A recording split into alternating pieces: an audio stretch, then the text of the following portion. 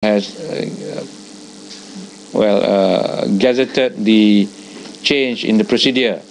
So now every one of us can ataupun will have to get our finger, in this case the left index finger, the fingernail, and part of the skin of that index finger will be painted with a certain indelible ink, dawat yang tidak boleh dikikis, dibuang that easily, of course it can be removed after a while, but at least for that day the ink will stick.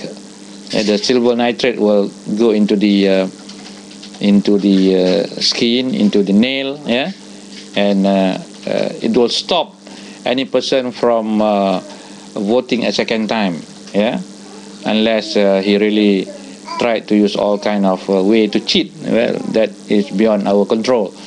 But there is one way where we can prevent a person from voting twice by having a second IC, and the appearance of his name with a different IC in the electoral roll when he can vote twice. At least there is an achievement, and one of the demands put forward by Bersih in their 9th of July demonstration. The other thing that you Malaysian abroad should also take advantage of is the decision of the Select Committee to propose to SPR to allow overseas voting. Okay. In fact, students overseas are allowed to vote. If you see in the current act, or is it in the constitution? I think it's in the constitution that students, full-time students abroad, can vote, provided they have registered as an elector, ataupun pengundi, and also register themselves to be overseas voters. This has not been utilized by students abroad.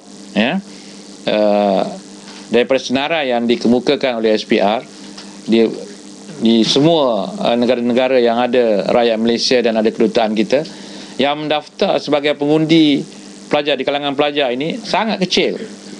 Malah kalau tengok di Mesir ada lebih kurang dalam 11,000 pelajar.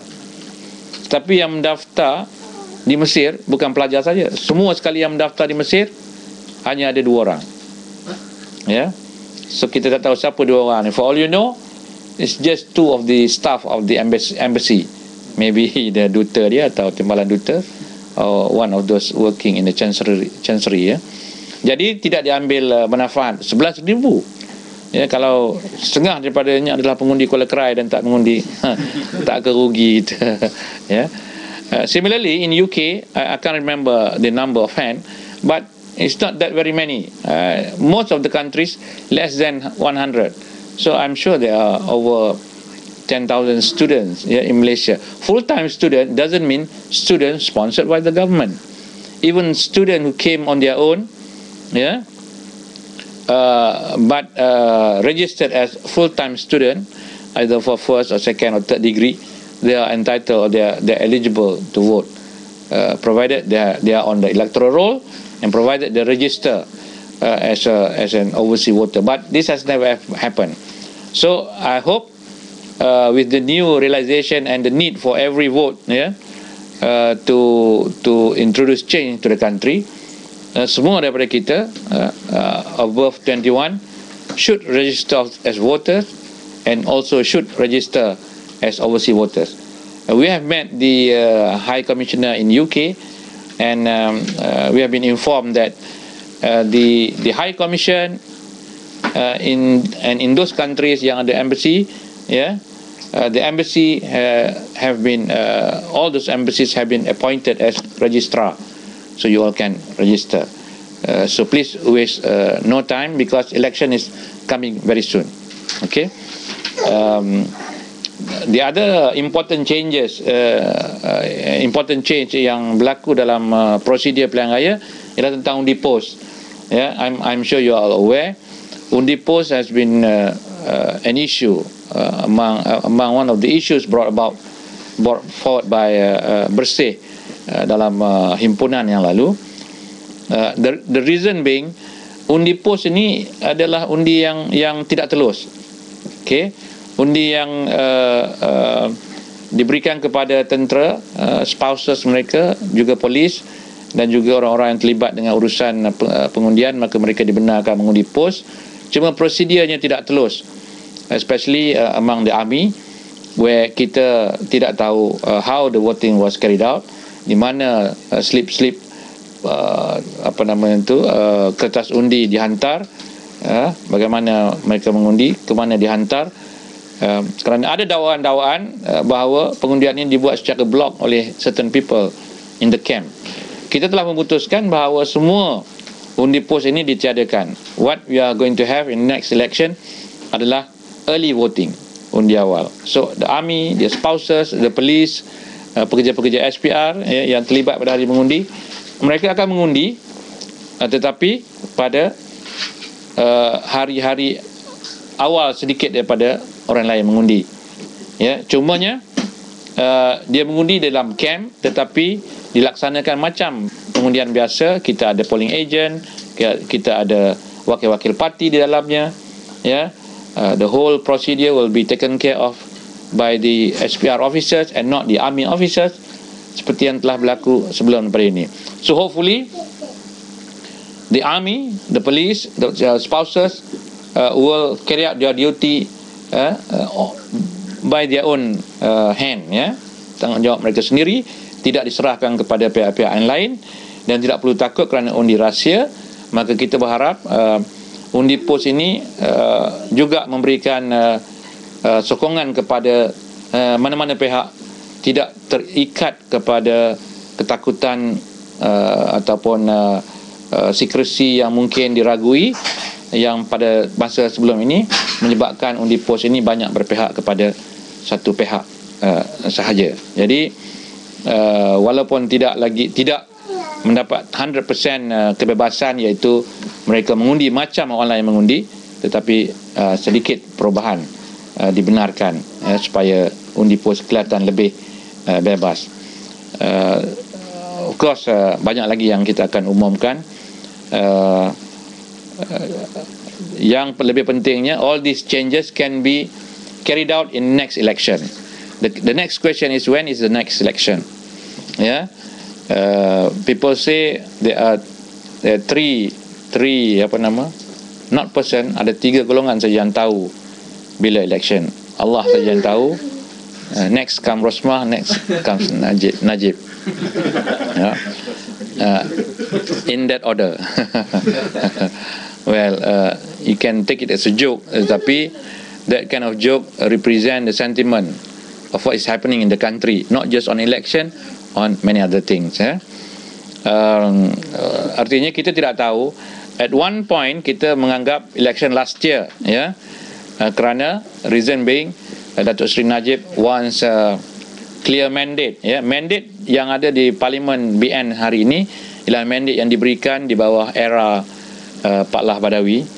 When Najib takes over, he did not carry his own mandate untuk memerintah. It's just a party decision to change the captain in the middle of the term.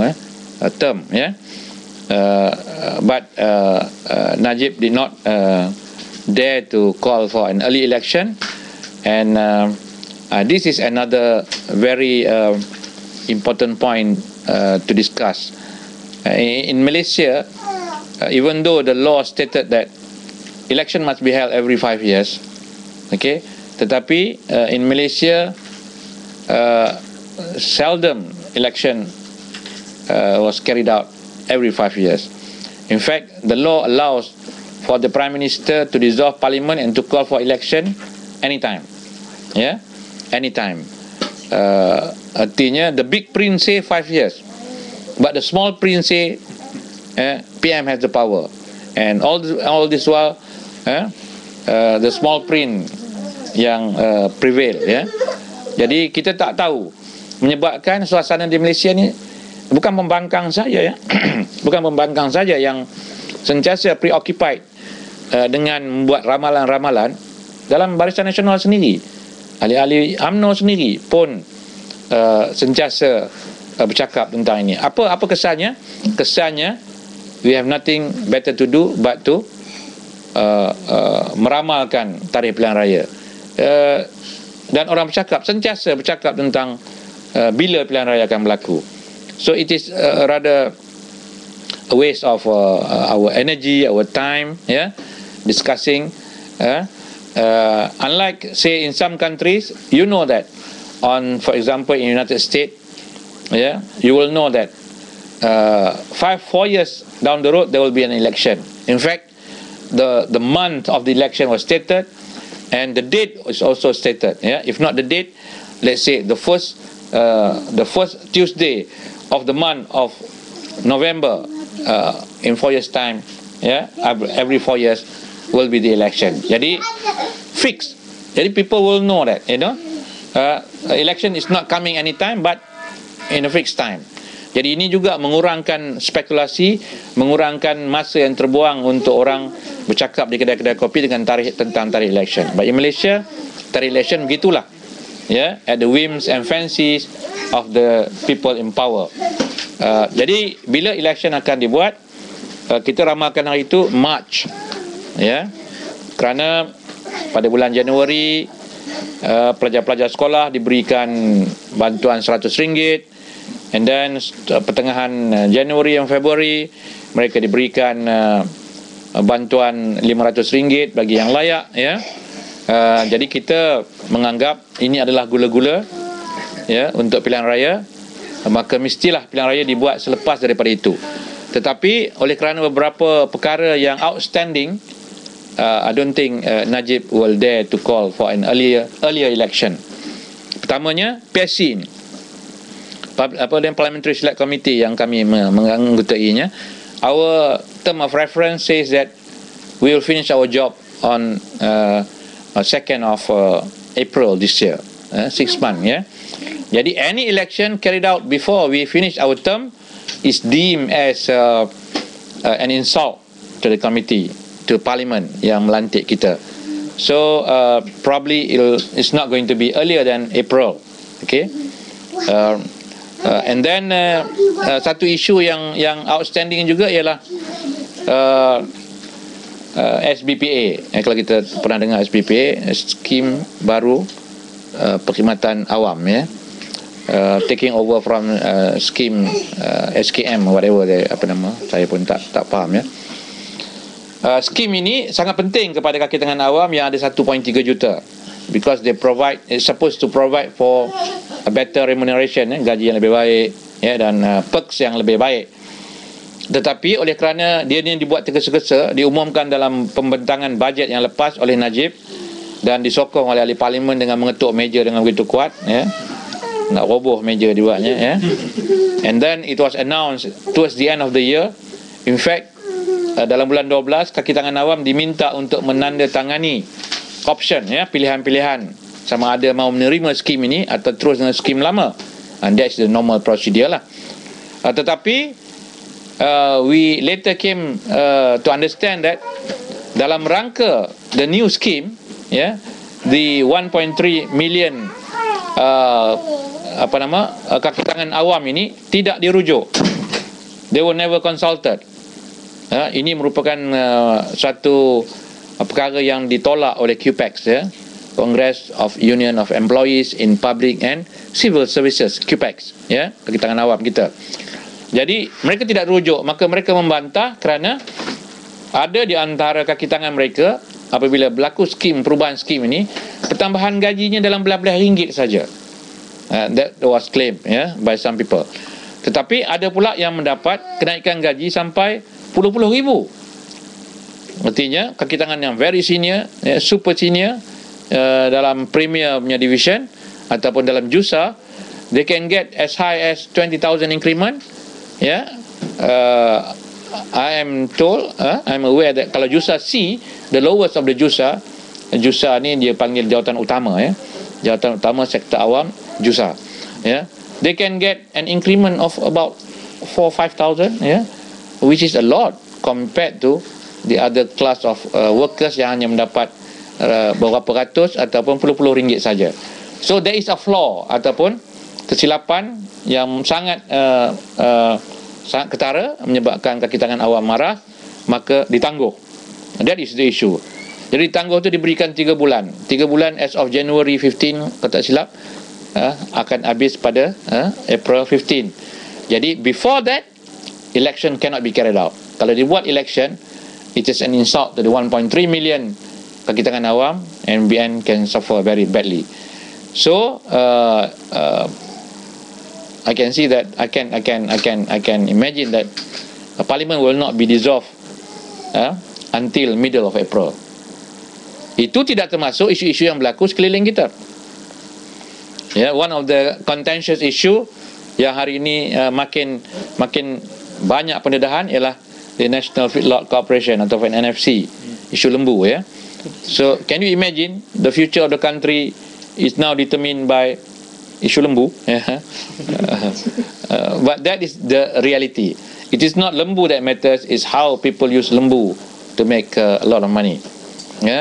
A very soft loan, term of the loan is not well planned ataupun dirangka dengan baik, misuse of the loan, and then the failure of the whole project, and it involve lots of money, lots of our money, rakyat punya duit. And as you see, there are a few more information ataupun pendedahan yang kita dengar. Syarikat yang berkenaan membelanjakan duit pinjaman ini untuk membuka high-end punya restoran, di luar negara, anything but lembu, beli kondo, beli property, beli vehicle, yang juga digunakan untuk travel, untuk penggunaan pribadi, penggunaan syarikat. It was pembangkang punya isu at one time, dan tentulah bila pembangkang yang buat isu ini dituduh sebagai fitnah dan sebagainya, tetapi disokong oleh Barisan Nasional punya MP. And then baru-baru ini kita dengar one of the ministers in the Prime Minister's Department, you all know better, mengatakan bahawa memang perjanjian ini there is some flaws, ada kesilapan, dan syarikat ini mungkin menyalahgunakan kedudukan dia. So tuduhan ini bukan lagi tuduhan-tuduhan yang dibuat-buat, disengajakan atau untuk memalukan pihak-pihak tertentu. So the government have to tackle this issue. Unless and until the issue has been tackled, I would not think that Najib would dare to call for a snap election. Snap election means an election earlier than what they are supposed, the time that is supposed to be carried out lah. So ini juga merupakan antara petanda-petanda bila election nak buat. So finally bila nak buat? Parliament ataupun election can be done as late as June next year. The Parliament will dissolve by itself on if I'm not mistaken on 28th of April next year. Automatically dissolve. Kalau Prime Minister tak dissolve, dia automatically dissolve by itself. And then election must be held 2 months after that. So from end of April, another 2 months, end of June. That is the only period. Kena buat by that. The other thing yang menyebabkan Najib agak tak berupaya membuat election yang awal ialah kerana Pakatan Rakyat menguasai 4 negeri. It is a convention ataupun diterima sebagai praktis. Kalau Parlimen bubar, don't bubar. And then election can be held simultaneously, Parliament and don't. But that is not the law. That is not necessary so. Kerana Dewan Undangan Negeri ada autonomi dia sendiri, they can dissolve juga anytime at the whims and fancies of the Menteri Besar ataupun Chief Minister. Jadi the best way for BN is to get everything to be dissolved at the same time, so that dia boleh menang parlimen, menang state, especially Selangor and Penang, yang merupakan the jewel in the crown, kerana negeri ini negeri yang kaya, sumber yang banyak. Jadi mereka nak menang sangat Selangor dan Penang ini, tetapi mereka tidak boleh menang kalau dibuat secara separate, kerana apa? Kalau berlaku, katalah BN boleh menang parlimen, and then berlaku pula pilihan raya negeri, orang pengundi mungkin akan fikir, kalau dah menang parlimen, state bagilah, lain pula kan, that kind of sentiment. Sedangkan mereka nak negeri-negeri tersebut. Menteri Besar Selangor dah kata, if you have anything before June this year, I will not join the election. Okay, so ini merupakan antara halangan. So I believe Najib is also looking into this possibility. So there will not be any election before June. Itu ramalan kita. So bila nak buat, wallahualam, mungkin hujung tahun, tapi hujung tahun ni banyaklah. Lepas itu bulan puasa, lepas itu raya, no election. Lepas itu orang nak pergi haji, no election. Then it's banjir time, no election. So in the end maybe next year, so the same whole process akan berpusing-pusing lagi. So kalaulah kita dalam Pakatan Rakyat have insisted and have pledged that election will be carried out in a fixed time, okay, let's say the last 6 months tu akan dibubarkan.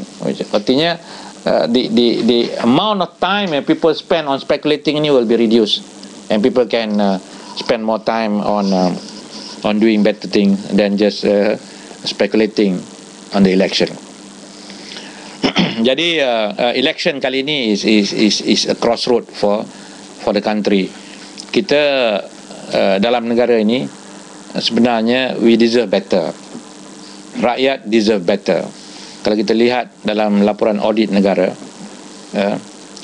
there are a lot of flaws ataupun kesilapan-kesilapan dalam pengurusan keuangan. Itu contoh keuangan saja.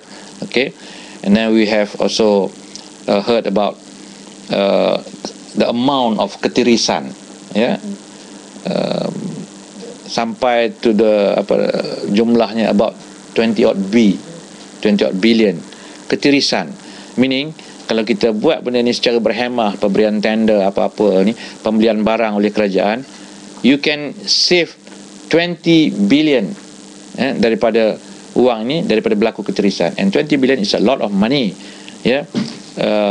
compared to the whole budget kita, jadi apa maksudnya kehilangan 20 billion ni is a missed opportunity. For example, healthcare kita receive about 3% of the GDP. Okay, kalau GDP kita 800 billion, you calculate lah berapa 3%, 3 times 8, 24B. Okay, is it 24B? 30% is 240, 24B. Okay, 24B is a lot of money, but 24B for healthcare of the country is not enough. Okay, the standard minimum yang proposed by World Health Organization is 5% of the GDP. 5% of 800. Kalau 800 is the GDP, 100B, 5 times 8 is 40. 40B. Kita hilang tadi about 28B. Kalau some of this 28B used to top up the 24B for health ini, you need another 16B. Okay, artinya we can have a health system which is very efficient, okay, shorter waiting time, better services, better trained doctors and so on, okay, with an extra 2 to 3% of our GDP. Okay, but since kita punya ketirisan itu banyak, so we cannot top up on schools, on hospital, housing and so on because of this loss. Okay, ini pentingnya mengelakkan ketirisan ini. Okay, misuse of money, poorly design agreement, ya, yang menyebabkan kita kehilangan. And then loss in GLC. Have you heard about MAS? Today came out. What is the loss of MAS for the whole of 2011 last year? 2.5 billion. 2.56 B, yeah. 52. Yeah, exactly. 2.52 billion loss in a GLC. Okay, itu satu GLC, ya. Jadi ini bermakna kerugian-kerugian ini menghalang kita mendapat perkhidmatan yang lebih baik dalam tempat-tempat lain. Ini yang miss opportunity kita. So, kerajaan mengambil langkah untuk mengelakkan ini dengan contohnya proposing One Healthcare. Okay, One Healthcare. Kita mengatakan you don't have to change the system. Okay, you improve on the current system, put in more money, yeah, and the government cannot say where to get the money. We are saying be careful with the spending. Okay, telus, yeah, avoid keterisan, then we can top up on the current health system. Tetapi kerajaan tak upaya, ya, kerana banyak berlaku penyelewengan, maka kita kata the government want to pass the buck to the people. So they introduce satu sistem baru. Dia cadang nak introduce satu sistem baru, One Healthcare. Dan apa ciri-ciri One Healthcare? The people contribute. The people contribute. Now, in fact, the people are already contributing. Where do you think we are getting the money? Say, I was suggesting, say 24B, it can be more than 24B now, yeah. It's from the people's money, duit cukai. People are already contributing. But that is not enough, katanya. So, to make it more efficient, they introduce one system where banyaklah, among others, doctors, private GP will join the system. They will take care of certain areas. People will be registered under their care, macam tu, ya. And then everybody is accessible to healthcare. Well, it sounds good, yeah. I'm not denying that it can be good kalau well managed, ya, macam NHS. But you know, NHS is also having a problem of long waiting time, yeah, dan misuse, some wastage and so on, yeah. Tetapi what is more worrying is dalam one care ni people have to contribute. They were now talking about the percentage, berapa kita kena contribute. Contribute ni bukan contribute macam EPF. If you contribute in EPF, the money goes to your account, and when you are ill, the money into that account will be used for your care management, to pay for the services. But in One Healthcare, what is suggested is that everybody contribute the same, not the same amount, but same percentage, yeah, into that account, yeah, and that money will be used as a pool to be used by everybody. Those who cannot contribute because they are unemployed, they are really poor, they are the old, they are orang cacat, for example, the government will pay for them. Okay, but the rest, if you earn, the rumors say it is 10%. What is said now is 10%. Meaning, if you earn about, say, 100,000 a year, you contribute 10,000. If you earn 30,000 a year, you pay 3,000. If you earn just, say, 1,000 a month, 12,000, you contribute 1,200. So apa kata orang? Oh, I contribute more, I have to pay 10,000, but I get the same services. So some people are not happy. Some people are not happy. Dia kata macam mana? We work hard, we get money, and then we take care of ourselves. Less cholesterol, we don't smoke, we don't drink, and so on. Then we want to get better. But there are people who earn less, tetapi dengan merokoknya, dengan gula banyak dalam tehnya, ya. Jadi they get ill. Okay, kita yang sihat, we work hard to be healthy, have to subsidize people who don't care less about their health.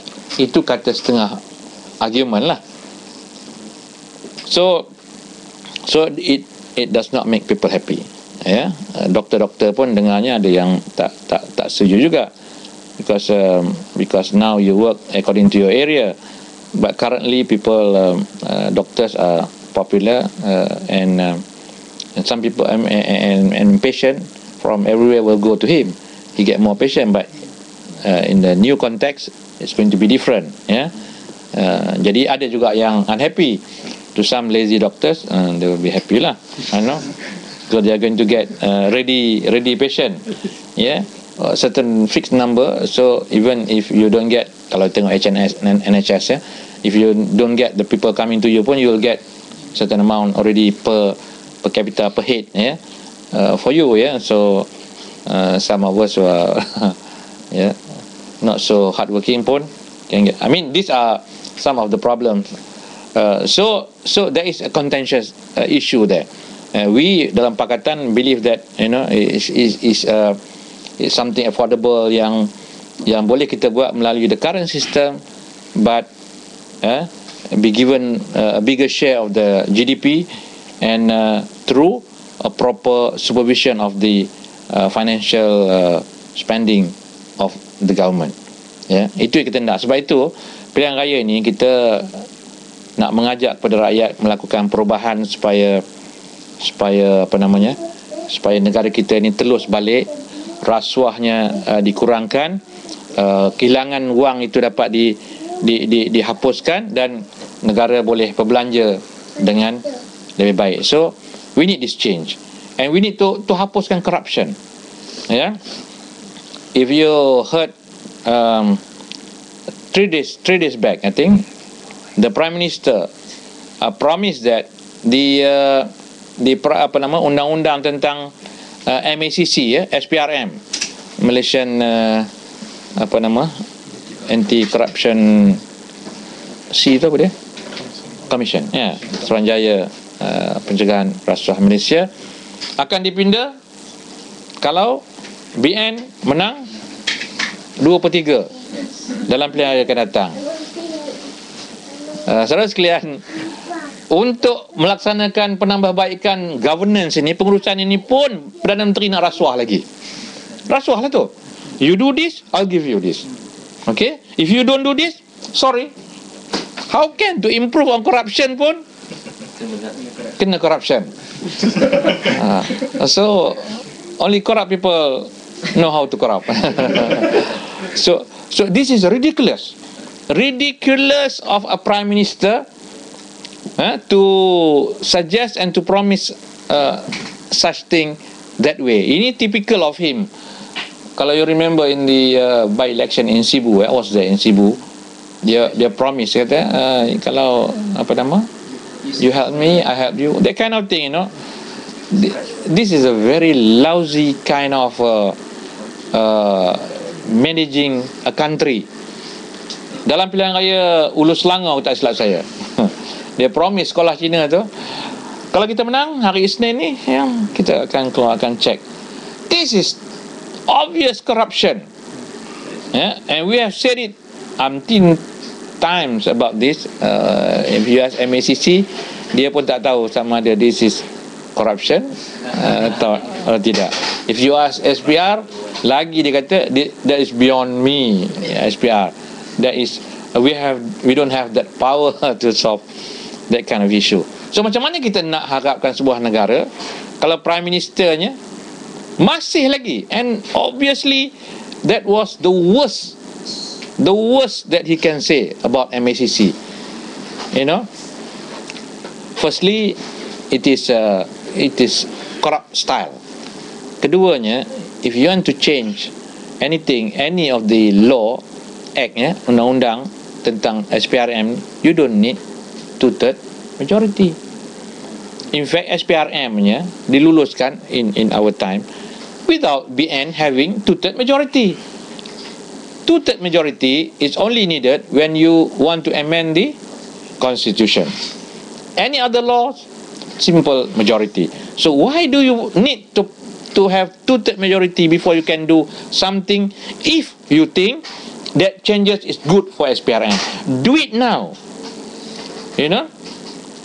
what? If they still win without a two-third majority, they're not going to change SPRM. They're going to amend the law. That shows how crazy the government and the Prime Minister is.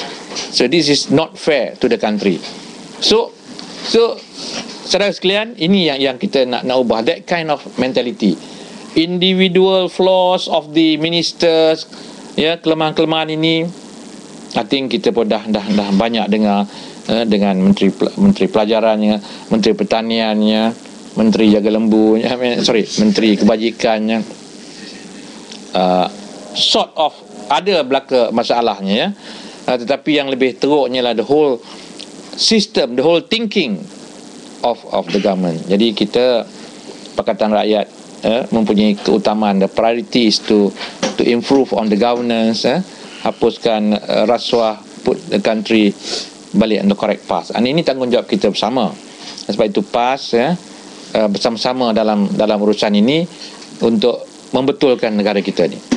Ini kita punya komitmen. Yes, there will be a lot of problem, halang-halangan, tetapi kita akan cuba atasi. How much time have we got? Currently, I think we have 1 hour. How long have I been speaking? Almost 1 hour. See, that's how easy speaking is. You don't even know time has passed. Of course, there are a lot more to discuss. Maybe you want to know what is the situation in the party. Pun satu juga, but as a political party, as an organisation, definitely you'll find all sort of happenings, good happenings, not so good happenings, things that you like, things that you don't like. But as usual, as an organisation, that is the duty of the leaders to handle. You're going to face that, because they are in our party. There are about 1 million members, a million heads of varied background, or different background, different interests. But all in all, I think we are quite united that we should forge forward to help in developing this country into a better nation. Whatever happen, like issue, one or two of us yang unhappy with the party, and talking bad about the party, I think this is a repetition of some part of our history, and this is not the first time things has happened this way.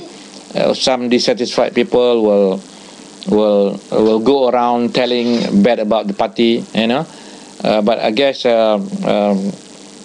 personal dissatisfaction should not override the whole struggle. There are claims that we are not on the correct path and so on. I tell you, I think there's a lot of situation in international, in the world politics, that PAS kena look carefully so that we can do our work properly. Okay, we have seen what happens in the Arab Spring, in Egypt, in Tunisia, and several other countries. It is a good lesson for all of us that kita kena take into consideration the whole scenario, the whole politics of it, and not just our own needs, yang ataupun kita punya keperluan sahaja, tetapi melihat keseluruhan kehendak rakyat, kehendak orang yang menuntut kepada perubahan. Ini yang berlaku di Mesir. We were informed that the new political party formed by Ikhwan is already taking a very brave step to handle a country now. It's not just to handle a group of activists, Ikhwan brothers, tetapi nak melihat kepada suasana negara. Ikhwan is a very old organisation, one of the oldest in Egypt, a very strong organisation, always looking into the affair of the party, but now they are trusted with the country, and this country, Mesir, is is a country with old tradition, old history, yeah. So they have to look into everything. Kita dengarkan they are incorporating the Coptics, yeah, Christian into their fold, yeah. So these are current views, yeah, yang perlu ditangani, dan kita dalam PAS juga melihat perubahan ini. Sebab itu kita bergerak daripada parti yang hanya disokong oleh orang Melayu dan Islam kepada parti yang pada satu ketika mempunyai kelab penyokongnya, kepada satu parti yang akhirnya mempunyai dewan himpunannya, ya. Dan pemimpin dewan himpunan ini berada dalam struktur parti di peringkat kawasan, negeri dan juga pusat. Mereka hadir dalam program kita. This is something yang kalau dalam konteks lalu mungkin dianggap radikal, tetapi itulah realiti, ya. Sampai ada kenyataan pemimpin kata kita boleh terima kepimpinan non-Muslim dalam perkara-perkara yang melibatkan governance, dalam kebajikan, ya, not on the religion aspect. I think this is very clear in our mind. So these are things yang membuka mata kita, dan kita tak boleh terima mana-mana pemikiran yang menyempitkan perjuangan sampai menolak kemungkinan kita bersama-sama mengurus negara kita. You can be rigid, you can hold on to a very strong position, but you can only speak without being given the chance to do what you intend to do. So inilah beberapa cabaran yang dihadapi oleh parti kita. Jadi saya harap kita menerimanya sebagai the natural progress of any organisation, ya, dan bukan sesuatu yang kita rasa merugikan atau melambatkan pencapaian matlamat perjuangan kita. Jadi itu yang saya nak sebut, ya. So semua kena bersedia untuk sama-sama dalam election, get yourself registered as pengundi. Kalau nak balik mengundi, all the better. Since we are going to introduce a new process pendaftaran di luar negara, take advantage of it so that our votes will be counted and kita boleh terlibat sama dalam mengurus negara kita. Jadi cukup sekadar itu, dan kalau ada apa-apa yang nak dibangkitkan, dan we can answer kalau boleh sekarang. Kalau tidak, kita reserve it to a different way of answering, either online or a future discussion. Wallahu a'lam. Assalamualaikum warahmatullahi taala wabarakatuh. Terima kasih kepada YB Dr. Mahathir Ramli. InsyaAllah kita tiba dalam sesi Q&A. Kita sudah ada dalam lebih kurang dalam 12 soalan. InsyaAllah saya akan bacakan soalan 3 sekali lah, dan kemudian kita akan kepada penonton-penonton boleh menulis mengajukan soalan melalui chat box di Ustream. Anda perlu untuk sign up lah sebelum anda mengajukan soalan, ataupun anda perlu untuk boleh menulis soalan di Facebook page PRC UK dan Ireland. Soalan yang pertama, Buat Doktor, berkenaan dengan isu Linas, Perkataan Rakyat membantahnya, akan tetapi ada beberapa ahli akademik mengatakan bahawa ianya selamat dan tidak akan memberi mudarat kepada penduduk sekitarnya. Siapakah yang benar dalam isu ini, dan apakah impaknya kepada imej Pakatan Rakyat dalam PRU 13 nanti? Soalan yang kedua, adakah PAS menganggap NGO seperti Perkasa, Jati yang ditubuhkan oleh Dato' Hassan Ali atau Tukar di Kelantan menjadi ancaman dalam mendapatkan sokongan rakyat di dalam PRU yang 13? Dan yang ketiga, dalam lawatan YB ke negara-negara luar negara, manakah yang mempunyai sistem pilihan raya yang terbaik dan mengapakah sedemikian? Ya, terima kasih. Soalan yang pertama mengenai Linas, ya. Saya ambil satu contoh, ya. Ada suatu projek pembangunan perumahan di satu kawasan yang elit, ya, di Kelana Jaya. Contoh, ya, contoh. Nak tunjukkan macam mana pemikiran rakyat. Kawasan ni kawasan Padang, di bawah PKNS, ya. Luas, kawasannya luas. Dan di sekeliling itu adalah rumah-rumah yang agak sudah lama lah, termasuk banglo-banglo yang besar, ya. Jadi apabila terdengar cadangan PKNS untuk membangunkan kawasan ini, terdapat bantahan, ya, terdapat bantahan daripada rakyat. Orang situ kata you will change the density of the people, the population, and then kalau you banner rumah murah, and then you bring in people yang ialah yang rendah sikit dan mengubah suasana itu dah jadi tidak. This is just building a house. Dan orang bantah. What is so dangerous about having a house? Is it ada radiation? Tak ada. Tapi orang bantah juga pembangunan. You're talking about pembangunan. Okay? Artinya people want a steady life. Hidup yang aman, tak ada gangguan. Bila density meningkat, tentulah tempat itu jadi sibuk, orang macam-macam perangai. Jadi it upset some of your life. Itu baru projek perumahan. Pun ada orang bantah. Ini Linus. Some academician kata selamat. Bila selamat tak boleh bantah kan begitu? Yang tadi rumah tadi apa masalahnya? Tak ada. Tapi orang bantah juga. And for the government of Selangor, bila datang bantahan ini, they will review. And for all you know, tak jadilah pembangunan itu. Bukan ada radiation pun buat rumah. Tetapi orang nakkan security dia, nakkan keseronokan dia. So people in Kuantan, in Gebeng, tempat itu juga, they have the right to live in a situation yang tidak mengganggu pemikiran mereka. And this is not pertumbuhan banyak rumah ke.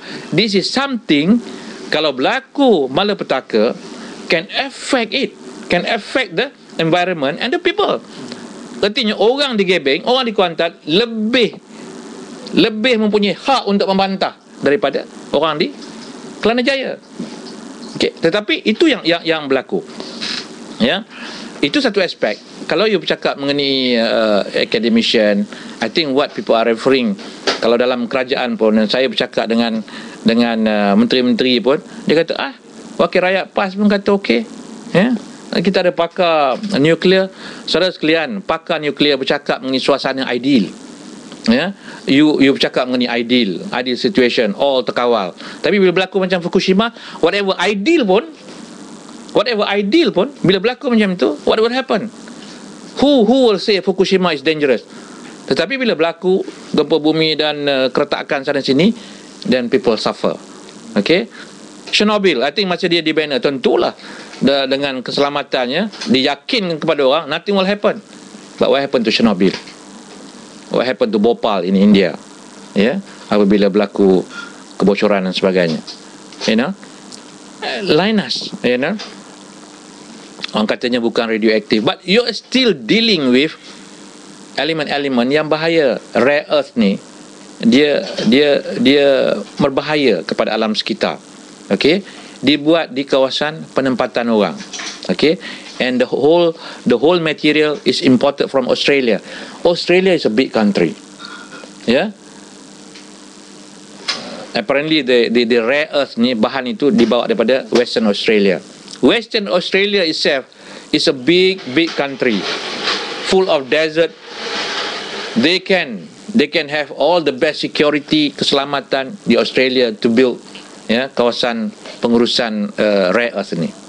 Okay, dengan tailing ataupun hasil buangannya pun mereka boleh simpan dalam kawasan padang pasir mereka.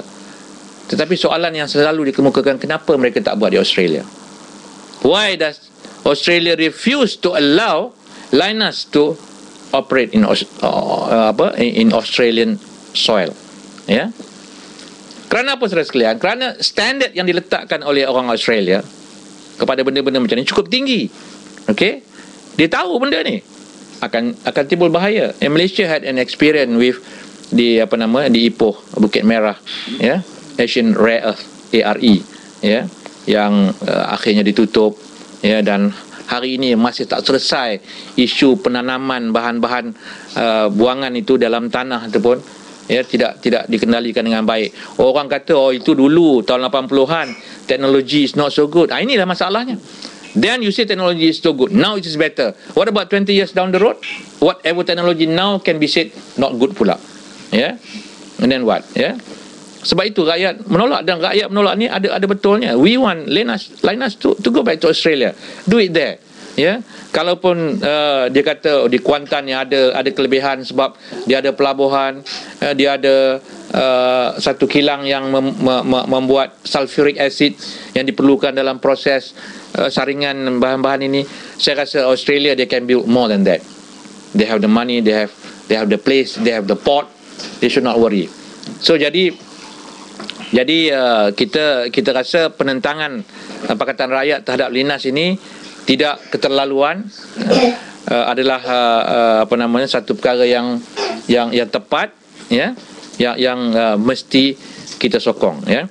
Bukan hanya kerana ianya berkaitan dengan radiation, tetapi the toxic residues, ya, the poor storage, ya, dan the likelihood of any accidental damage, ya. Dan banyak telah diperkatakan mengenai standard yang ditetapkan agak ringan, terlalu ringan, ya, menyebabkan kemungkinan pembinaannya akan menjejaskan keselamatan, ya, apabila kemungkinan berlaku kemalangan dan sebagainya. Jadi the academician, the scientist can say one thing, but dalam konteks public health-nya, ya, mesti juga dilihat, ya. Jangan hanya bercakap tentang ada tidak radiation, tetapi bagaimana kesan jangka panjang terhadap catchment area, ya, bekalan air, dan sebagainya. The second question is sebut. Adakah PAS menganggap Encik Osti Perkasa, Jati dan Tukar menjadi ancaman dalam sokongan rakyat dalam PRU 13? Yeah, I think the whole idea about Perkasa, Jati especially, dan Tukar, first time I heard about Tukar, ada di Kelantan, ya. The whole idea of forming all these things is just to erode the support for PAS, itu saja, especially Jati, ya. Tujuannya memang untuk erode the support for PAS. And I have to admit that there will be people, especially PAS supporters, who will be influenced by all this activity, the roadshow and so on. Dan tujuannya supaya memberi laluan kepada UMNO untuk menang lebih baik. Ya, itu je tujuannya. Memang kita dah nampak aktiviti sama ada Perkasa atau Jati ini, tujuan tidak lain tidak bukan untuk memenangkan UMNO. Itu saja. Jadi kalau ada di antara pengikut PAS, ahli-ahli PAS yang cenderung untuk menerima, ya, apa yang dibawa oleh Jati, oleh Tukar atau oleh Perkasa ini, sebenarnya we are trying to destroy what we have already built dalam PAS ini. Memang ada yang terpengaruh, tetapi saya nak meyakinkan perjuangannya sebenarnya perjuangan individual, ya. Saya tidak pernah bercakap secara terbuka mengenai isu Datuk Hassan Ali Jati misalnya, kan. Dia meletakkan 9 sebab 9 sebab kenapa beliau tolak PAS, ya. Untuk pengetahuan kita semua, ya, dia tak tolak PAS, kita tolak dia. We have thousands of reasons kenapa kita tolak dia, ya. Kalau dia ada 9 perkara kenapa dia tolak PAS, kenapa in the first place he did not leave PAS? Kalau dah ada 9 perkara serius, ada parasites lah, ada itu, ada ini, ya, he should be brave enough to speak this one out dalam PAS, because he was a central committee member. Yeah, he can discuss that in PAS. He can put forward, but he never did. Okay, and apa yang dia buat, that detrimental to the party. Yeah, tak discuss, yeah, buat ikut pandai dia saja. Okay, orang lain semua tak betul. He can complain about the Exco Selangor lah, dia kata semuanya dikontrol oleh Ronnie Liu, oleh Teresa Kok, Menteri Besar hanya dengar saja. He is in the committee, dia dalam Exco. My question is, what did he do? Kalau betul apa yang dituduh tu, what did he do? Adakah dia hanya mendengar, a passive listener, ya? Dan tiba-tiba bila kita ambil tindakan, dia kata ada 9 sebab dia menolak PAS. Tak apalah, ya? It's all apa kita panggil afterthought. Ini yang dipanggil afterthought. Okay, you design lah. I was surprised only 9. Why not 15 kan? Create lah, after all it's afterthought kan. Kalau betul-betul dia serious about it, he should have said, now I'm leaving PAS because saya tak setuju begini. No, he never intended to leave PAS. Tetapi kita dalam PAS merasakan he is detrimental to the party. His action, his connection with UMNO, his overzealous dream of becoming MB, for example, is detrimental to the party. So we made that difficult decision, to get him out of the party, and we realize now that he refused to appeal. Okay, tak apalah. So kita kena tolak dia. Kita boleh dengar lah. Kita dengar pun dalam ciri-ciri lawatannya ramai orang pergi nak mendengar. Well, I guess he's a good motivator, tapi it's not a good party manager. So let them lah, mereka memang kerja mereka, tetapi tindakan-tindakan mereka akhirnya saya yakin akan memberikan rakyat kesedaran bahawa elemen-elemen ini akan ada dan akhirnya akan menguatkan parti kita dan menambah sokongan daripada masyarakat, bukan hanya orang Melayu tetapi the non-Malays for the party. Yang ketiga tadi adalah tentang which system is better, in your tool. Iyalah, kita hanya melihat beberapa contoh negara, yang saya lihat, kalau kita kata yang ini terbaik, paling baik, susah juga, saya tengok rakan-rakan saya dalam PSC pun reserve lah juga pandangannya sebab mereka mewakili kerajaan dan tentulah mereka nak sistem yang ada ni diteruskan kerana sistem ini menguntungkan mereka. Orang kata pula, ini bila PAS dan pembangkang meminta sistem ni, tentulah menguntungkan pembangkang. Artinya kenapa BN kena bagi laluan? Baik dia menguntungkan dia. No, it's not a question of menguntungkan sesiapa. Yang kita nak sebut tentang fairness. Fairness means if you get support this number, you get that strength in parliament. Itu to me lah. To me, and I think most of us will think the same. Kalau kita get 50% of the support, we deserve 50% in parliament. Okay? Jangan kita kata kita 49% support tapi kita dapat 1% in parliament. That's not fair. That means our voice tidak diwakili dalam Dewan Rakyat. Okay? So if that is the case, then I think the Germany experience can be an example. Kita tengok parti dia yang menang, CDU, parti yang memerintah, yang berkuasa, itu pun dia tidak berkuasa sendiri di Germany sebab dia tidak dapat 50% majority. Dia kena ada coalition, Dia hanya mendapat 40% atau 39% saja sokongan, tetapi kursi yang didapatnya appropriate, banyak tu juga, jadi suara rakyat itu equally represented dalam dewan. Itu saja. Itu to my mind, that's what a fair election is all about. Kalau tidak, kita undi ramai-ramai tapi suara kita langsung tak didengar.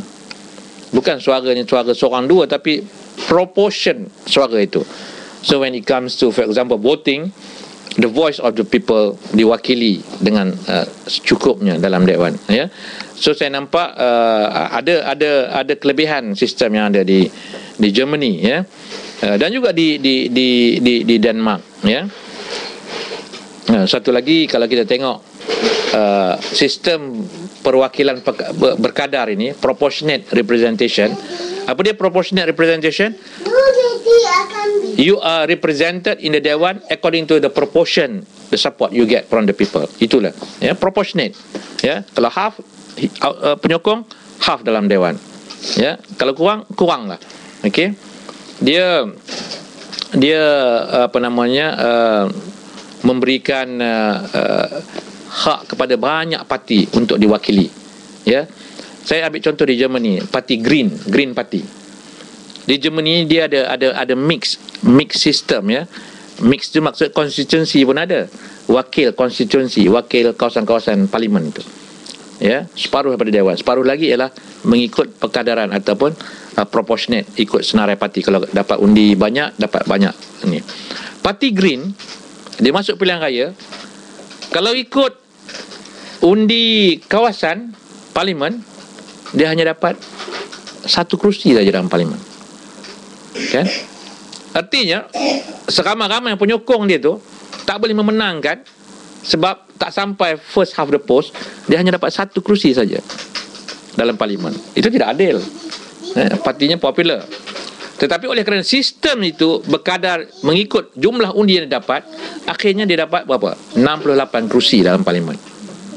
Artinya itulah proportion penyokong parti Green, parti alam sekitar, parti penyokong yang macam-macam lah, ya, benda-benda ni anti nuklear lah dan sebagainya, ya. 68 kerusi. Ya, artinya dia tidak kehilangan suara dalam parlimen. Tetapi kita tengok di UK, ya, kita ada Buruh, kita ada Konservatif, kita ada Lib Dem, ya, Liberal Democrat. Liberal Democrat ni dia punya sokongan tinggi, 24% of the vote. Pasal apa, dua parti ni besar kan, so between them majority lah, maybe 70%, dia split into two, satu 40%, satu lagi say 36%, totalnya 76%. 24% lagi ni Lib Dem. Tapi oleh kerana sistem di UK ni sama macam kita, ya, Lib Dem got 24% of the vote, tapi kursinya sikit, ya, sebab di mana-mana kawasan pun undi dia tinggi, tapi tak dapat lebih 50%. Dia kalah sana, dia kalah sini.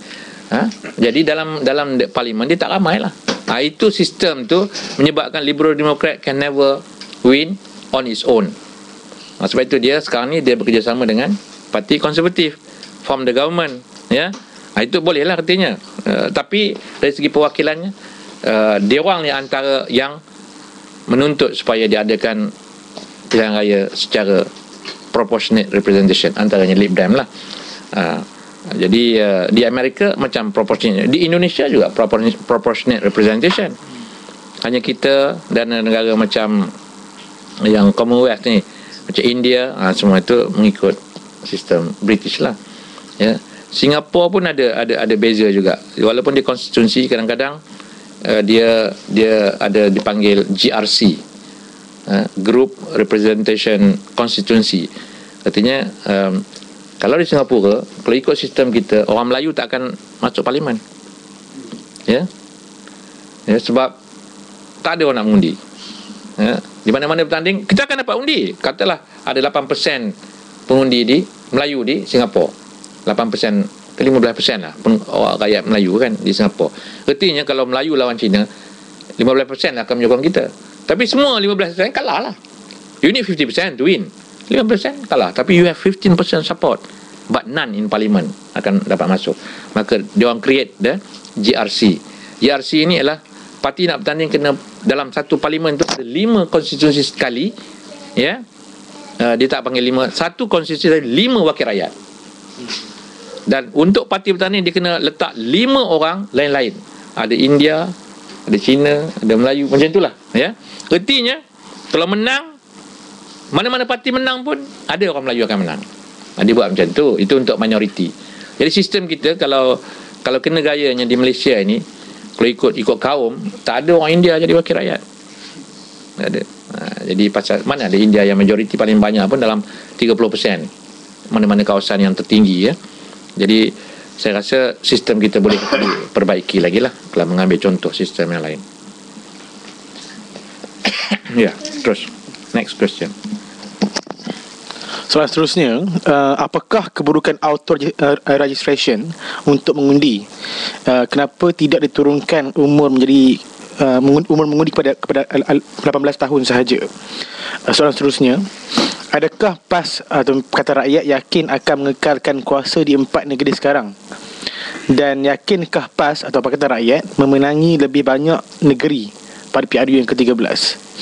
Dan soalan yang keenam, dalam open tender, does it put small and newly founded enterprises at a disadvantage when competing against big, well-established multinational companies?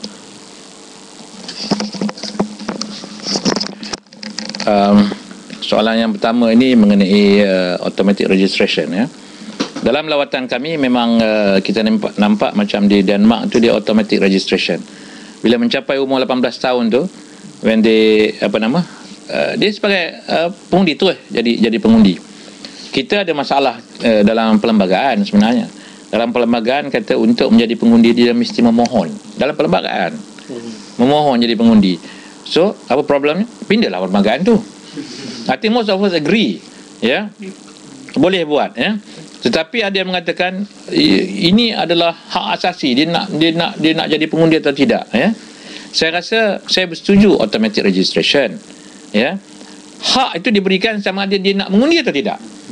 Pokoknya dia sebagai rakyat terus boleh mengundi, tak perlu nak register. Once you reach a certain age, you automatic jadi pengundi. Tapi kalau dia tak nak mengundi, hak dia.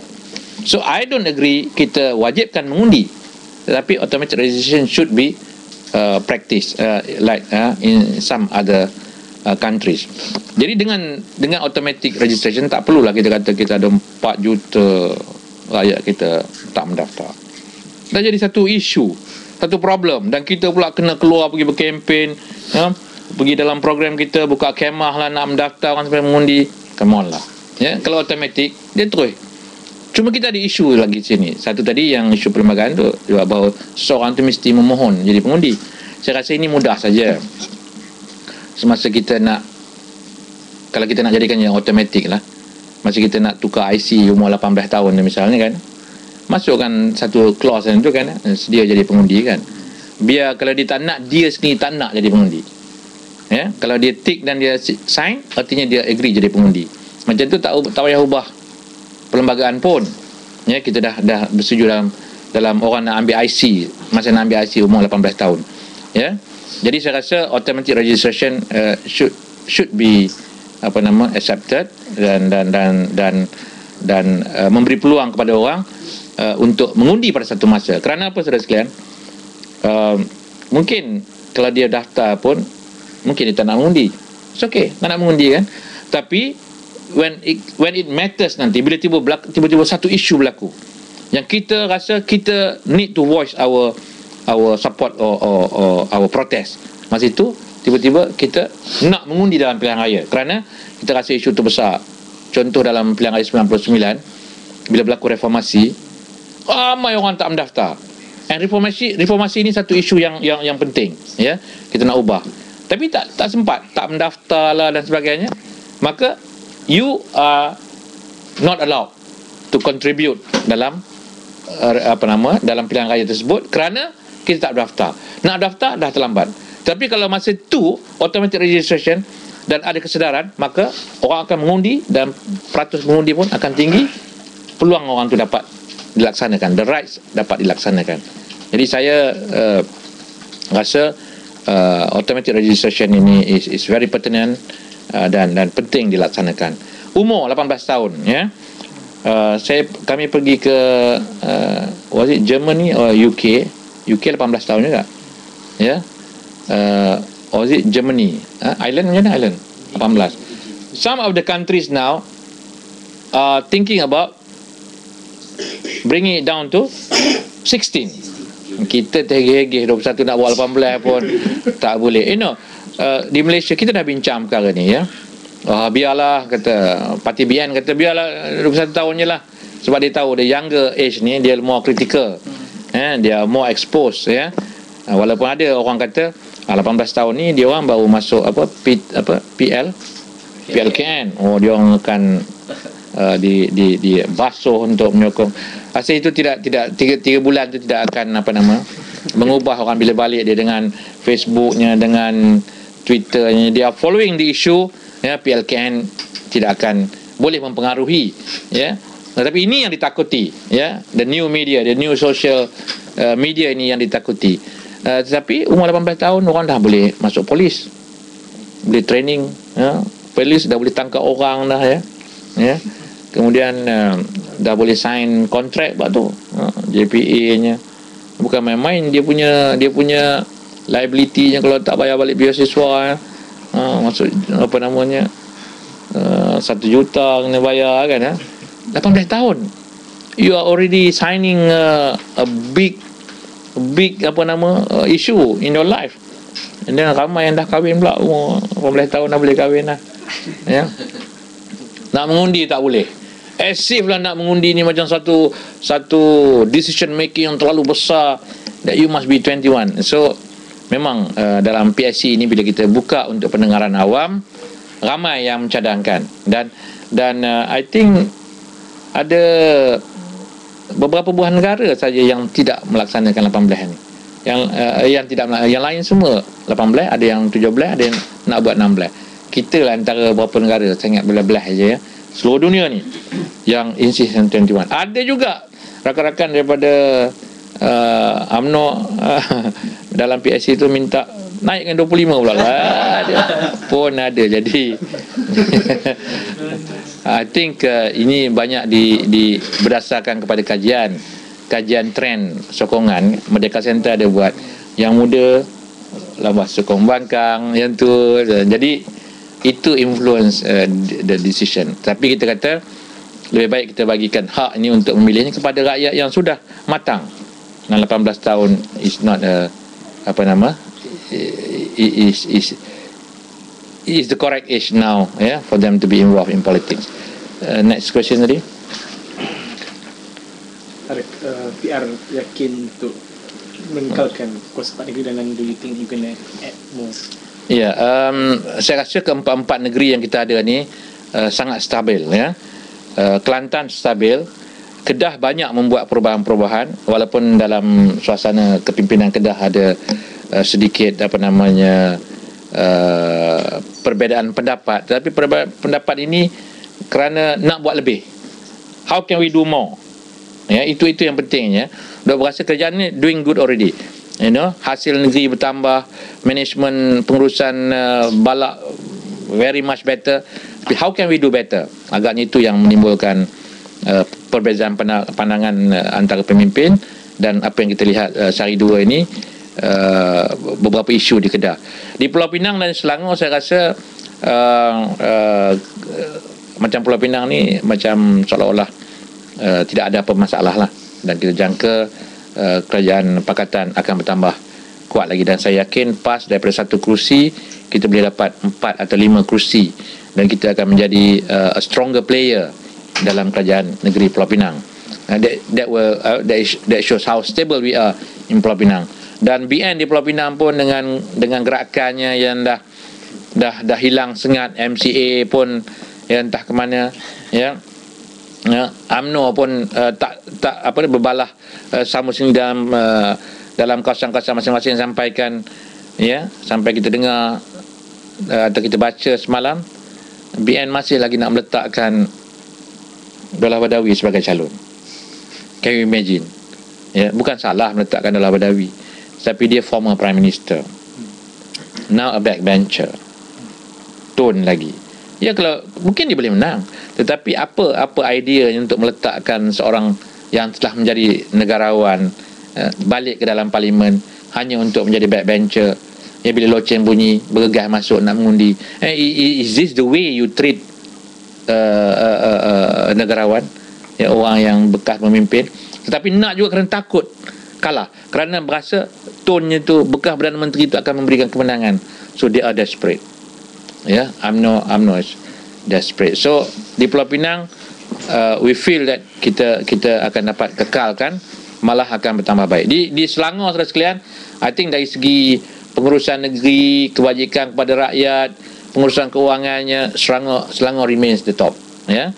Jadi saya berkeyakinan walaupun banyaklah fitnah Noh Omar dan sebagainya mengatakan Selangor very badly managed dan sebagainya, ya, Selangor proof that they can do better dengan simpanan negeri makin banyak. Orang kata buat apa simpan banyak-banyak, sepatutnya negeri belanja, ya. despite belanja pun buat program itu, buat program ni, tawas kifalah, ya, bekalan air percuma dan sebagainya, they still manage to save money. Jadi UMNO kata ini dia simpan duit tak belanja. No, belanja dah, tapi masih lagi ada surplus, ya. That shows good management, ya. Dan saya yakin dengan keadaan begitu kerajaan negeri stable.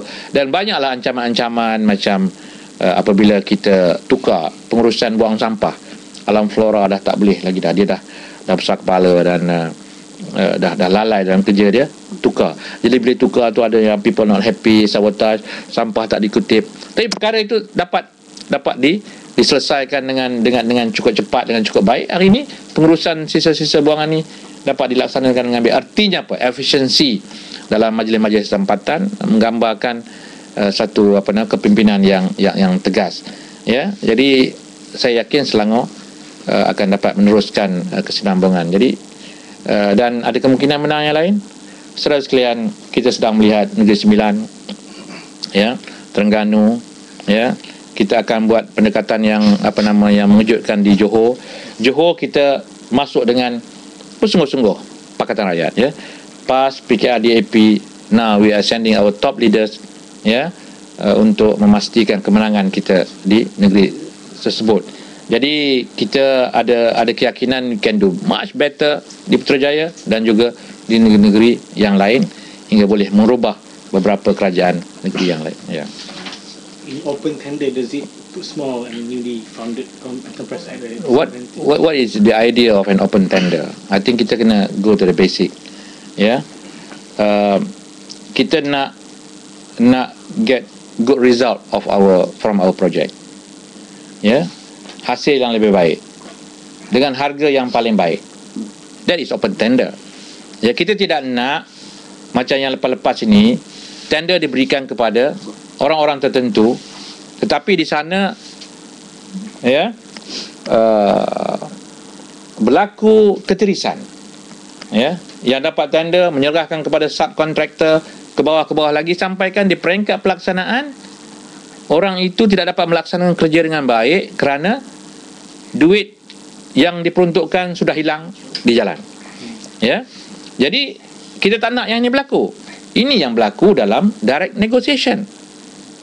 Saudara sekalian, kalau kita tengok pembangunan infrastruktur, ya, kita duduk dalam bas di UK, kita duduk dalam bas di Germany, travelling, kita dalam bas di Copenhagen, ya, di Denmark, ya. Jalan raya yang sama dengan yang ada di Malaysia. Bagaimana pengurusan jalan raya, ya, bagaimana licinnya jalan, tidak bergelombang macam yang ada di Malaysia.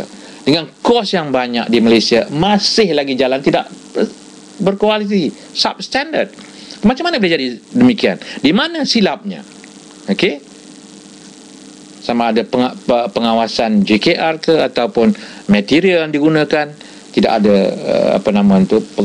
monitoring yang proper.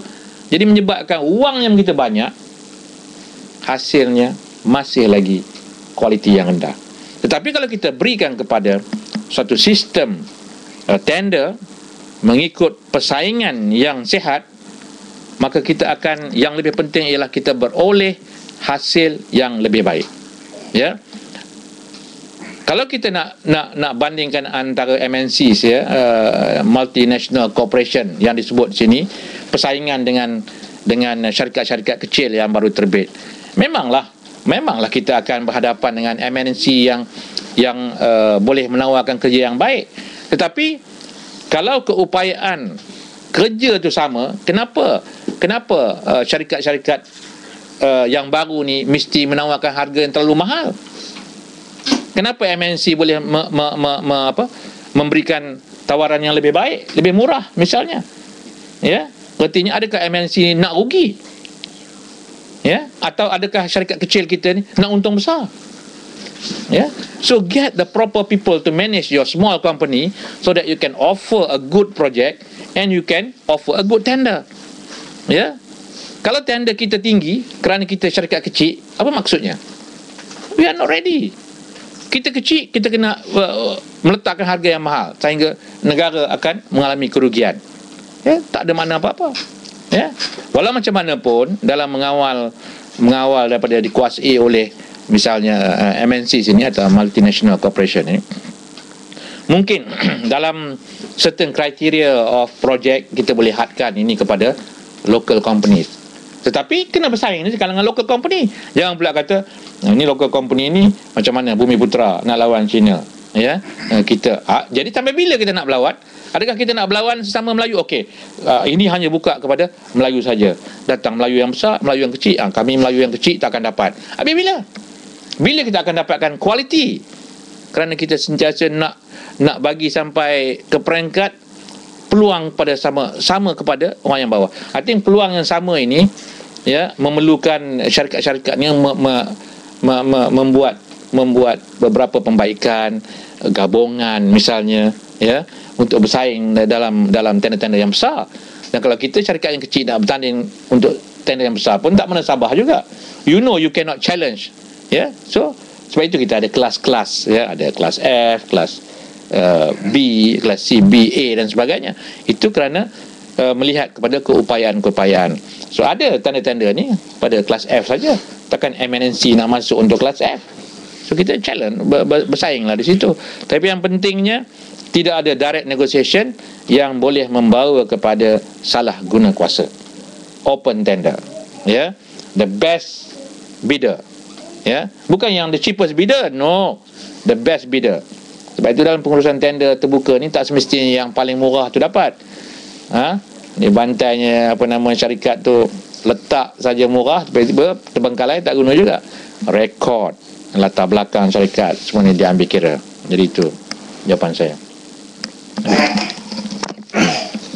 Soalan seterusnya. Dari segi practicality dari sudut undi pos daripada luar negara, adakah sesuai untuk dicadangkan kepada Parlimen agar orang yang tinggal di luar negara mengambil kertas undi di embassy dan kemudian pos sendiri ke Malaysia menggunakan kurier? Soalan yang seterusnya, tadi YB mencadangkan tentang penggunaan undi luar negara lah. Sedangkan undi pos pun dah ditipu, bagaimana boleh kita mempercayai undi luar negara? Dan seterusnya, jika kata rakyat membuat keputusan untuk dissolve DUN pada masa yang lain, bukankah ia memberi peluang kepada BN untuk lebih fokus kepada DUN tersebut dan maka mungkin berkurangnya peluang untuk PR untuk menguasai?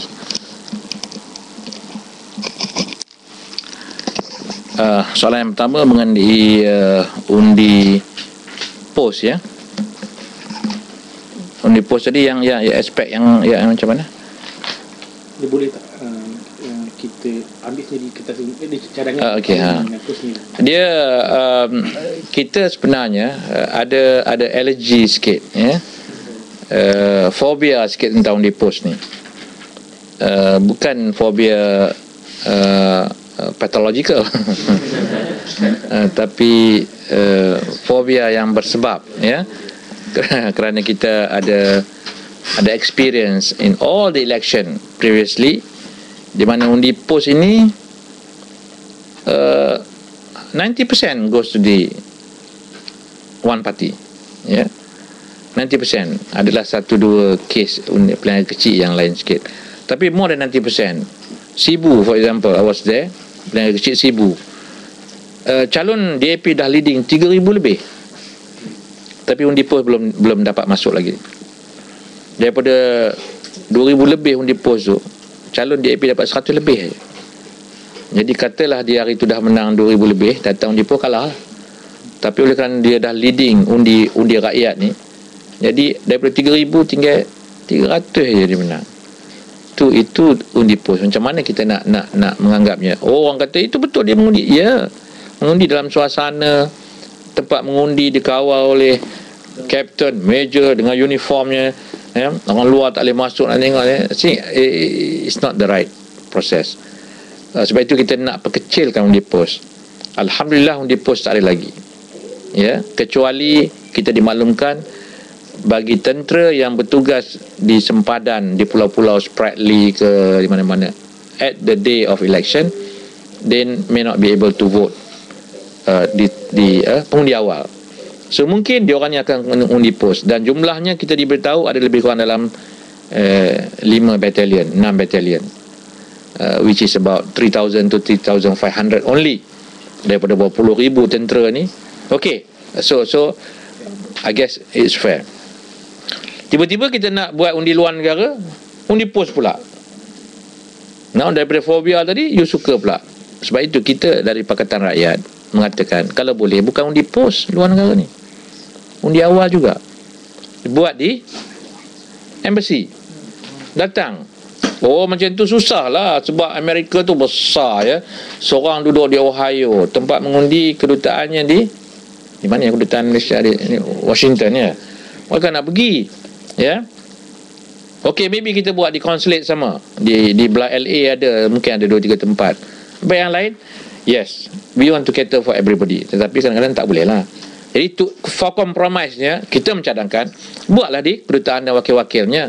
Jadi kalau orang nak mengundi, pergilah. Kita di Malaysia pun, kalau kita duduk di Kota Kinabalu, mengundi di Kuala Lumpur, kena balik juga. Jadi kalau orang di Ohio kena nak mengundi, pergilah ke Washington kalau nak juga. To open up one in Ohio, one in Dallas, di Texas sana, rasanya impossible lah. Jadi ada 2 cadangan sini. Undi luar negara ni, undi pos, ya. Satu lagi cadangan, undi awal. Di cara awal lah. So misalnya di Ireland, ya, buka satu di Dublin, kita tak ada konsul sini kan. So those in Cork kena pergilah ke Dublin. Di Dublin kita akan ada lah polling agent dia, lantik lah Fairuz jadi polling agent kan, misalnya. Ya, atau sesiapa lah kan, contohnya. So we can observe pengundi awal ini. Kita tidak menuntut undi pos ini. Hanya ialah masalah macam negara besar. Tapi macam UK, boleh buat satu di London, maybe satu di Scotland ke, ya, ataupun di Germany, di Berlin, maybe di Frankfurt kita ada konsul. Boleh, tak perlu undi pos. Kalau undi pos ni, satu nak hantar kepada alamat mereka di Frankfurt, atau nak hantar alamat ke Galway misalnya kan, kalau ia tiba, ya, kalau tak tiba, mana perginya, ya. Mungkin tiba ke orang lain, ataupun tak dihantar pun. Katanya dihantar tapi tak dihantar pun, kan? Ada longgok ke mana, ada seorang tukang sign. Jadi undi pos ini, at the rate we are going, negara lain yang kami melawat itu matang undi posnya. Kalau semua orang ada awareness, bila tak dapat je dia orang complain, where is my ini kan, pada hari ini patut tiba dah 5-6 hari sebelum tu tak dapat, dia akan complain, dia akan pergi. Tapi kita not aware that we dapat tidak pun kita macam tak tahu. And then the postal system, kalau betul pakai Korea, ya mungkin nak mengantar ke mana, nak hantar SPR ke atau nak hantar ke Kuala Krai terus. So these are yet contentious issue yang belum diselesaikan. Tapi kita bersetuju rakyat Malaysia di luar negara mesti dibenarkan untuk mengundi. Ada yang mencadangkan kena syarat, tak boleh biarkan dia mengundi aja. Kui misalnya, lama sangat duduk di Dublin, boleh mengundi atau tidak? Dia mesti less than 5 years, ada cadangan itu. Ataupun dia mesti come back every year to Malaysia, baru boleh mengundi. Letih lah. I mean, if you want our citizen to exercise their rights of voting, then make it easy for people. Jangan make it difficult. Letak syarat itu, syarat ini. Ada yang katakan kena bayar cukai pendapatan, ada yang kata must come back dan sebagainya. So we in PR believe if you want to allow them to vote, allow them to vote, tapi biar undi itu telus dan selamat. Jadi kita ada mixed feeling, ada sikit mixed feeling, ya. Kalau nak allow to meaning you open up to undi post, you are going back to square one, ya.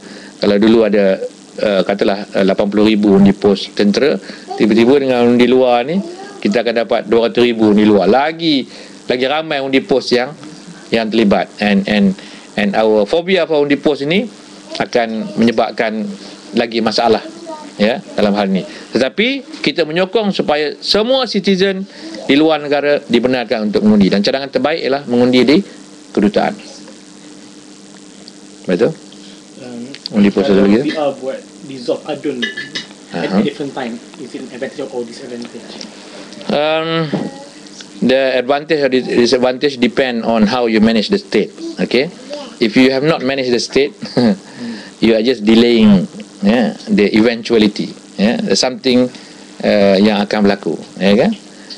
Tapi kalau you manage the state and you think that you have made a lot of promises yang kita perlu selesaikan, then why do you have to dissolve? You know why Najib will want to dissolve early? He wants a mandate. Okay, he wants to surprise the people.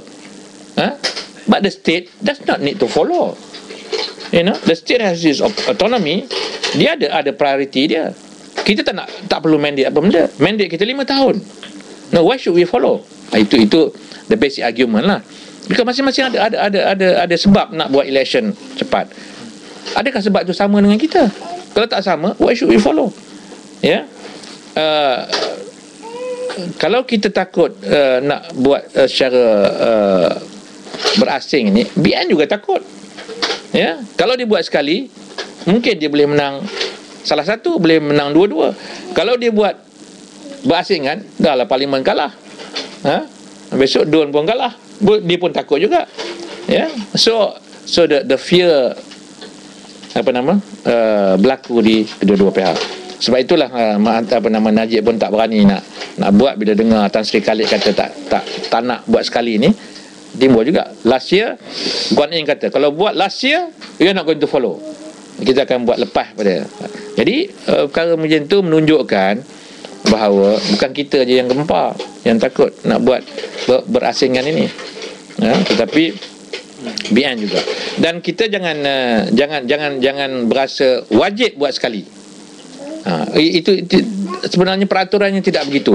Tapi SPR akan kata, SPR mengeluarkan kenyataan kita akan pergi berjumpa dengan Menteri Besar untuk memintakan sokongan supaya buat sekali. No, itu bukan kerja SPR. Apa pula dia nak menyebuk-menyebuk, ya? Dia kerja dia bila bubar buat election, ya? Bukannya dia pula nak menentukan buatlah sekali, senanglah kami. Nak ikut senang dia je. No. Nanti duit bukan soal dia. If they want to carry election, they will be given the money to handle the election. Jadi janganlah kata nanti kita tak ada duit. No, is that the question? Tapi the autonomy itu kita kena preserve. Kalau nak buat sekali tak ada masalah. Tapi kalau nak buat berbeza, janganlah jadikan itu satu isu yang dilihat sebagai tidak akur ke atau sebagainya. Tapi ini pandangan berbeza lah. Kadang-kadang setengah pimpinan kita pun ada pandangan-pandangan yang berbeza dan kita raikan pandangan yang berbeza ini. So the last 4 question kita tutup lepas ni. What is the guarantee to voters and rakyat that should PR wins at federal level? The issues of corruption, leakages, cronyism, misuse of powers, mismanagement of power, etc., will not repeat just as UMNO led BN is doing now. In short, how can PR guarantee good governance for the good of rakyat? Second question, menurut Utusan Malaysia, menurut sumber dalaman PAS, terdapat usaha untuk menyingkirkan Ustaz Azizan sebelum pilihan raya umum ke-13 diadakan. Utusan Malaysia. Selalu isu-isu dalaman PAS ni terlepas ke media UMNO. Mengapa sebegini? Dan susulan daripada isu tersebut berkaitan dengan isu situasi politik di Kedah di mana Timbalan Pesuruhjaya PAS enggan menyambung tugas sebagai exco kerajaan. Adakah ia akan memberi impak kepada kerajaan, sokongan kepada kerajaan PAS Kedah lah. Next question, third question, adakah allocation of seats sudah berlaku dalam PR dan adakah ada perubahan from previous election, especially by PAS? And the last question, can the government liberalize economy, economy, such as mengurangkan subsidi, kurangkan cukai dan sebagainya, kerana liberalisation of economy probably boleh mengurangkan korupsi dan kronisme. How can we guarantee all the ills under Barisan Nasional will not be repeated by PR? I think the whole idea about change is to stop all the ills tadi ni, corruption, misuse of power. Okay, what guarantee? kita nak kata macam mana ya? you come into government with commitment, and some of the commitment, or most of all the commitment, will be in black and white. Meaning people can fall back on all our promises. Okay, and the good thing about our system of democracy is that you can be elected, and in 5 years you can be kicked out. Okay, but the issue is real. Corruption is real. You cannot let BN continue with its style of corruption. Okay, misuse of power, pembaziran. This is real problem. These are real problem. Jadi kita kena stop this thing, and we promise that, and the rakyat is the saksi. Okay. In fact, we have promised dalam buku Jingga the first 100 days. What we are going to do first 100 days, and this buku Jingga is something in black and white. It's not a manifesto, but it is a promise that we are going to do it in the first 100 days of our rule. So meaning to say, if come the first 100 days you are not performing at all, tell me what will the rakyat do? You're going to sit and watch us, tengok Saadi, tengok Ibrahim, Anwar Ibrahim, just like that? No, rakyat kena bingkas, kena bangun, demand. If need be, go out today, street, the way we did when we are in we are not in we don't agree with certain policy of BN. Kita buat macam tu. So now we promise 100 days. Not even 5 years. Some people say, tunggulah 5 tahun and you can decide. Maybe 5 years is too long for you all. Tak sabar nak tengok ya. Walaupun kita dah sabar dengan 50 tahun BN. Ya. Mula nak marah kan. Tapi dengan PR 5 tahun. No. 5 tahun, yes, it can be long.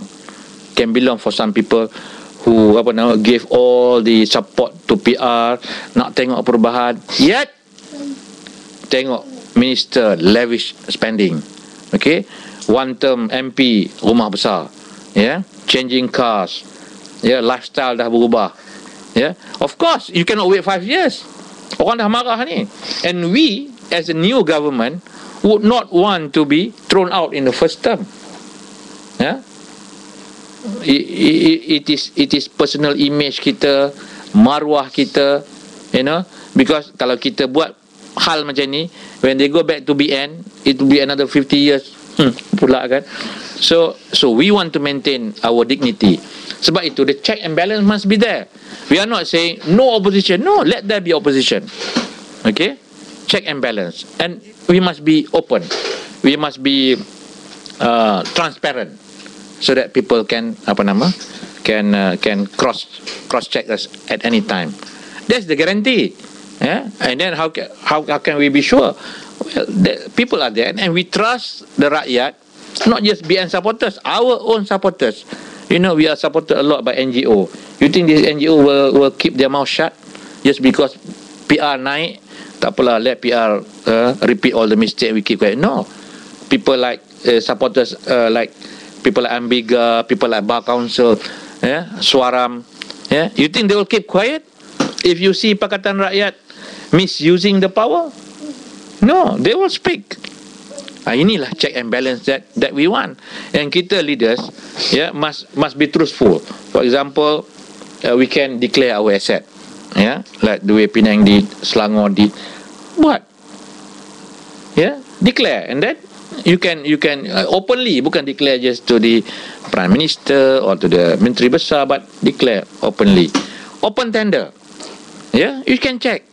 If tender is given wrongly, you can check. Kalau ada misuse of power, cronyism, nepotism, kita tak nak. Then that's why the resolve of the leaders must be there. And ini kita pemimpin Mempa, Datuk Seri Anwar Ibrahim pun dah tegaskan, kita akan maintain our transparency, proper management. Kalau silap nampak sikit je, then out you go. These are the pledges. Pledge are made by people who are not yet in power. Tetapi dalam parti kita pun sudah ada. Kalau ada perkara ni berlaku pun, kita dah out kan, tak payah Tak payah tunggu kita merintah negara. Tengoklah apa berlaku kepada Jati. Jati pula ya. Jalur 3 ya. Ya. Itu belum kita merintah nasional. If we see there's anything, kita ambil tindakan. Kalau ada silap, kita warning. Kalau lebih berat, kita gantung. Lagi berat, kita pecat. I mean, these are things that we show to people that we are serious about being an open and truthful government. Itulah janji kita ya. Ya. Jadi kalau lebih daripada itu, kita tunggulah bila kita dah berkuasa, dah diberikan kuasa bersama-sama dengan rakyat. Okey. Kes Kedah. I mentioned this earlier. You cannot get agreement in everything that you do. Even leaders also kadang-kadang they come and go. Ya, dalam parti kita pun sekejap you timbalan, sekejap no more.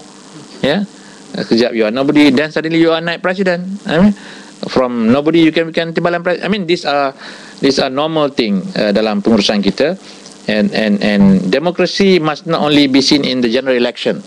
Okay, democracy must also be practiced within the organisation. And PAS is very democratic. Jadi, if you find a leader like in Kedah, you cannot work with the chief, with the boss. Well, as usual, yeah, people withdraw. Why do they have differences? You know, well, some people would want to do things this way, the others that way. Most of the time we compromise. Sometimes you cannot compromise because probably it's your personal principle. And the best thing to do is to withdraw. No, not withdraw, but withdraw from the ruling elite. Okay, let other people do, and if later you agree, then probably you will be back into the organisation. So this is what is happening in Kedah. Probably some people don't like the style of Ustaz Azizan. Okay, some people feel that he's very strong-minded, strong-willed, you know, difficult man to handle, and so on. You know, but some people, like you have 10 excos, 8 people feel, you know, they can work with Ustaz Azizan. 2 people feel that they cannot work. Okay, so you make your own conclusion there, you know, about setengah orang boleh bekerja, setengah orang tak boleh. Dan tak boleh, tak apa, you withdraw. Other people ini can fill in the vacancy. So in a government, nobody stays forever, you know. You can come, you can go, and you can come again. Benda-benda macam ni. So I think what happened in Kedah, it's just a matter of differences in opinion, differences in approaches, which some people feel that they do not want to be associated with certain ways of pengurusan, and some people can be together. So itu je lah. So I presume ini boleh diselesaikan dengan internal arrangement, dan parti pun sendiri pun tidaklah membiarkan isu-isu begini. It's not nice because midway in the government, people leave the government. It send a different kind of message to the country, to the people. Not so good. But if it happen, it's not the total destruction or no turning back, that kind of thing. Jadi tidaklah jadi masalah. Yeah. Allocation of seats in PR. Okay, we work on the basic premise that we have already our seats in the previous election. Okay, I think we work on that score. Then we have other issues like ada kerusi yang menang tak bertanding oleh BN, ada calon yang tak datang, ada calon yang dah menang lompat parti, you know. And then ada dulu masa pilihan raya 208, there were negotiation that nearby you give us this time, next time we give back, you know. So benda-benda macam tu adalah the next step in the negotiation.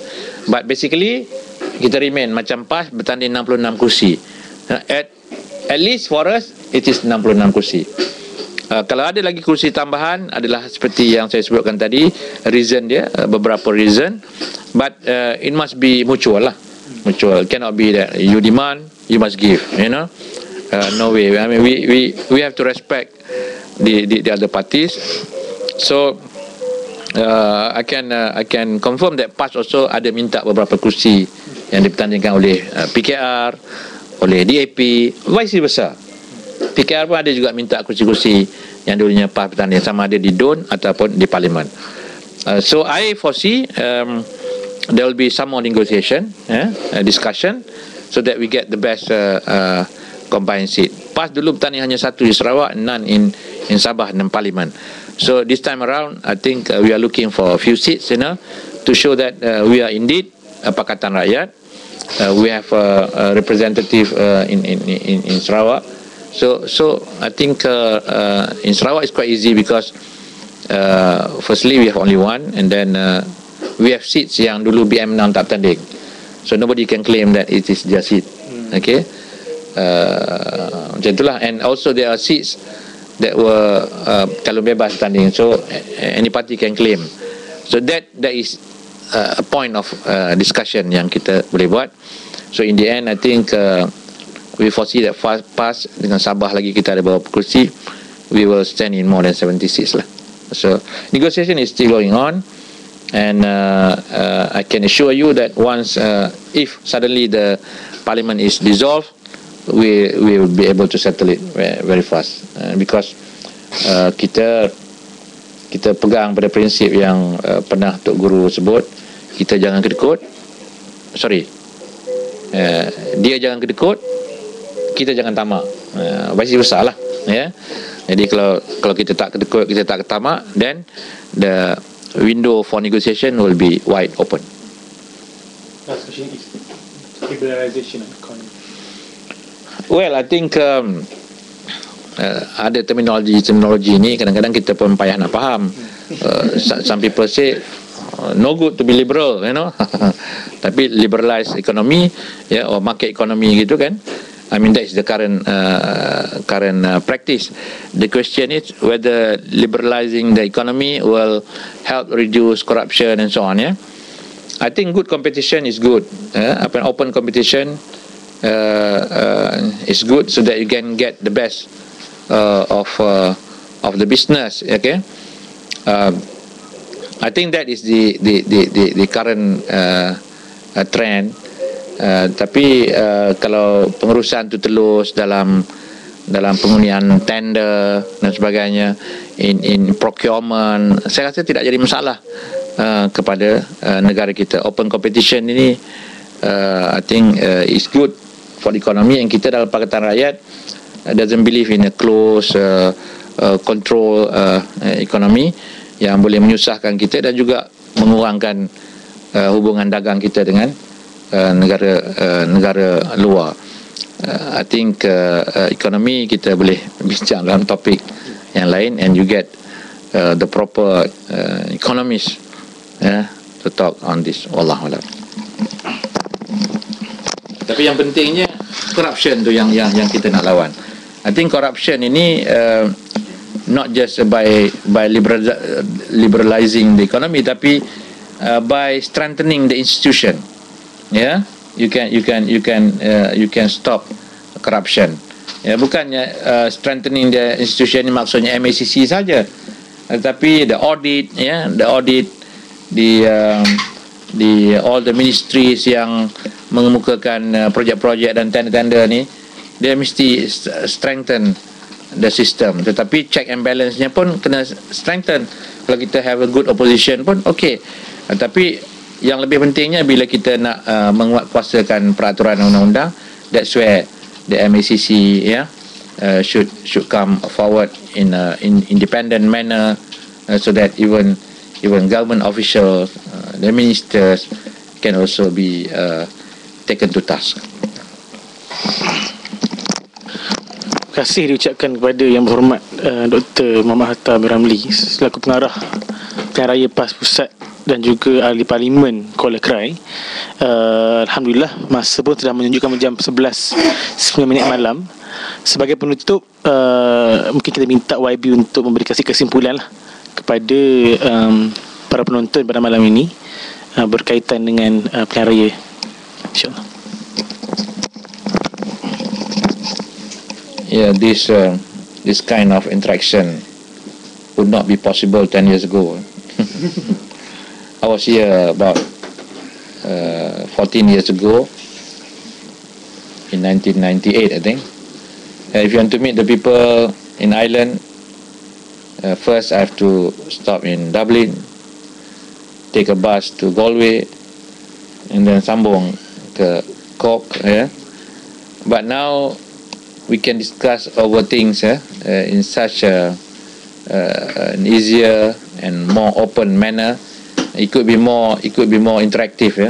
You can in fact hear voices. But I guess kawan-kawan kita kat Cork ni agak